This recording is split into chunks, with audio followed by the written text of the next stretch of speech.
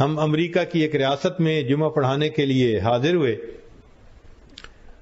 تو وہاں امام صاحب سے تھوڑی دیر گفتگو ہوئی تو وہ کہنے لگے کہ جی مجھے ہر سنڈے کو جیل میں جا کر دین اسلام کی تبلیغ کرنے کا موقع ملتا ہے. تو ہم نے ان سے پوچھا جی آپ کوئی ہمیں اچھا واقعہ سنائیں. وہ کہنے لگے تھوڑی دیر میں تو بیان آپ کا شروع ہو جائے گا, میں آپ کو صرف ایک واقعہ سناتا ہوں. سنا دیجئے. کہنے لگے میں جیل میں گیا تو ایک آدمی تھا جو وہاں کا مقامی تھا, وہ جیل میں تھا بڑے عرصے سے. اس کو میں نے اسلام کے بارے میں بتایا, سمجھایا, اس نے کلمہ پڑھ لیا. تو میں نے اس کا نام علی رکھا اور اب اس کو میں نے دین سکھانا شروع کیا. طہارت کیا ہوتی ہے, فرض کیا ہوتے ہیں, نماز کیا ہوتی ہے, جو ضروریات دین تھیں وہ میں نے اس کو سکھانی شروع کی. تو وہ میرے بہت قریب ہو گیا.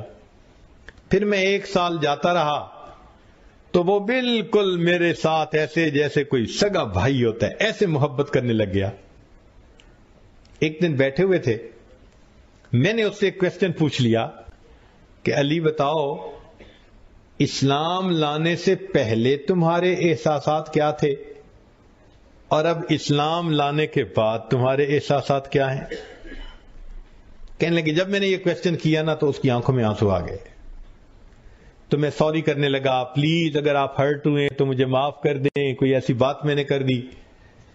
وہ کہنے لگا نہیں, بس آج میں اپنے دل کی بات آپ کے سامنے کھول دوں گا کہ اسلام لانے سے پہلے میں زانی تھا, شرابی تھا, مگر میں ایسا نفسیاتی مریض تھا کہ مجھے دوسرے بندوں کو قتل کر کے تڑپتا جب دیکھتا تھا تو مجھے مزہ آتا تھا. تو میں بے گناہوں کو قتل کرتا تھا اور جب ان کی لاش تڑپتی تھی تو میں اس کے گرد ناچتا تھا. ایسا جانور تھا, ظالم تھا. میں موقع کی تلاش میں رہتا تھا. کہیں عورت اکیلی مل گئی, بچہ اکیلا مل گیا, بندہ اکیلا مل گیا, یہاں مجھے کوئی اکیلا مل جاتا میں اس کو بلا وجہ قتل کرتا. اس کا خون بہتا ہوا دیکھتا, تڑپتا ہوا دیکھتا, ٹھنڈا ہوتا دیکھتا, اور نفسیاتی مریض تھا کہ اس سے مجھے خوشی ہوتی تھی. کہنے لگا کہ میں نے 30 سے زائد بندوں کو بے گناہ قتل کیا ہوا ہے. یہاں تو میں آیا ہوں ایک چھوٹے سے جرم میں اور 6 مہینے کے بعد میں بات پر نکل جاؤں گا. کسی کو میرا پتہ نہیں چلا کہ میں نے کتنے مرڈر کیے ہیں. لیکن جب تم نے اسلام کا کنسپٹ مجھے دیا اور قیامت کے دن کا کنسپٹ دیا کہ ہر بندہ اپنے عمل کا جواب دے ہوگا, میں نے اسلام قبول کر لیا. اب میں جب قیامت کے دن کے بارے میں سوچتا ہوں نا کہ میں اللہ کے سامنے پیش ہوں گا اور وہ مجھ سے پوچھیں گے کہ تم نے یہ ظلم کیوں کیا تھا, تو کہنے لگا کہ میرا دل ڈرتا ہے, خوف کھاتا ہے, اور اب میرا دل اتنا حساس ہو گیا ہے کہ جب مجھے ہفتے کے بعد کمرے سے نکالتے ہیں تھوڑی دیر کے لیے تو میں باہر قدم رکھتے ہوئے اس کا بھی خیال کرتا ہوں پاؤں کے نیچے کوئی چیونٹی بھی آ کے نہ مرنے پائے. جو کفر کے زمانے میں 30 سے زائد بے گناہ لوگوں کو قتل کرتا ہے, جب قیامت کا تصور اس کے ذہن میں اتر جاتا ہے پھر اللہ اس کا دل ایسا بنا دیتے ہیں کہ وہ چلتے ہوئے یہ بھی خیال کرتا ہے کہ پاؤں کے نیچے چیونٹی آ کے بھی نہ مرنے. ملک شاہ ایران کا بادشاہ گزرا ہے, میں اپنی بات کو ذرا سمیٹتا ہوں. وہ اپنے پولیس والوں کے ساتھ ایک مرتبہ 3 دن جنگل میں شکار کھیلنے کے لیے چل رہا.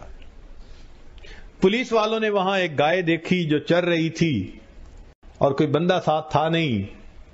انہوں نے اپنے آپ میں ہی سوچ لیا کہ یہ شاید آزاد گائے ہے. چلو انہوں نے اس کو پکڑ کے ذبح کیا اور اس کا گوشت انہوں نے بھون کے کھایا.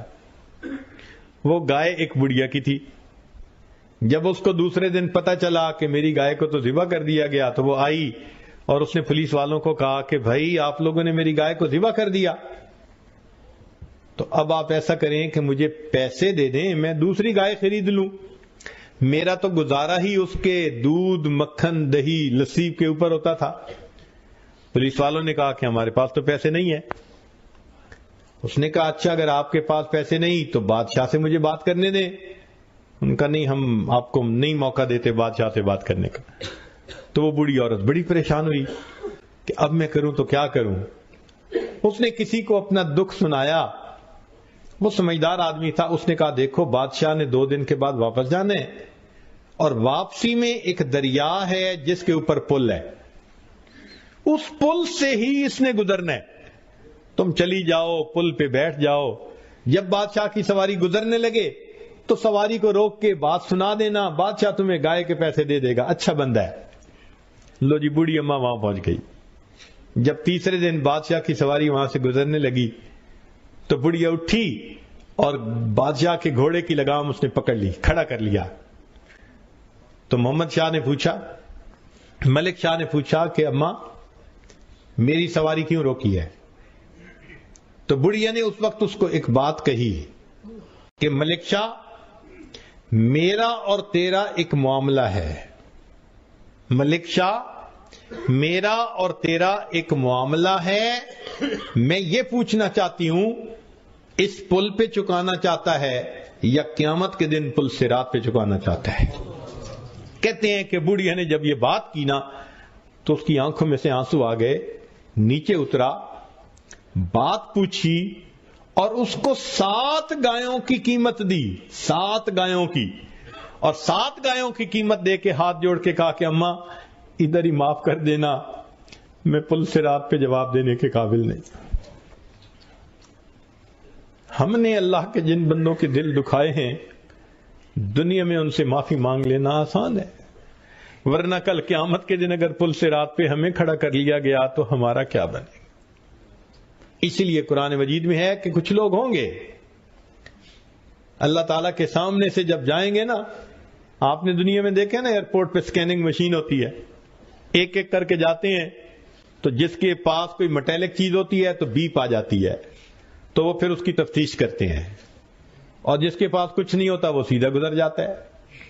قیامت کے دن اسی طرح ہوگا، ایک ایک بندہ جئتمونا فرادا کما خلقناکم اول مرہ، اللہ فرماتے ہیں ایک ایک کر کے تم میرے سامنے سے جاؤ گے، وہ سکین ہو رہے ہوں گے سارے بندے، اور جنہوں نے دوسروں کے دل دکھائے ہوں گے اور دوسروں کے لیے وبال جان بن کے رہے ہوں گے اور اللہ کے حکموں کو توڑا ہوگا، جب وہ